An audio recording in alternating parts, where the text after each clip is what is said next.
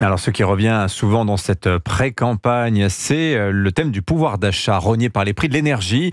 Emmanuel Macron en a d'ailleurs parlé hier matin au cours de sa conférence de presse. Il a même annoncé une future baisse des prix alors que celui du gaz doit augmenter de 12% en moyenne au 1er juillet. Une contre-mesure destinée à neutraliser les promesses du Rassemblement national sur ce thème. Baptiste Morin, pourquoi le coût de l'énergie prend-il autant d'importance ?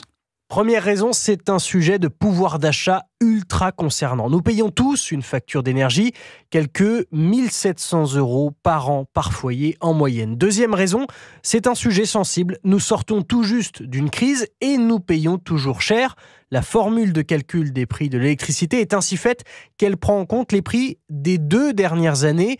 Autrement dit, le prix d'aujourd'hui prend encore en compte le pic de 2022. Et puis, troisième raison, le sujet s'impose aussi parce qu'il concerne l'Europe. Parler d'énergie, c'est clarifier son rapport à l'Union européenne.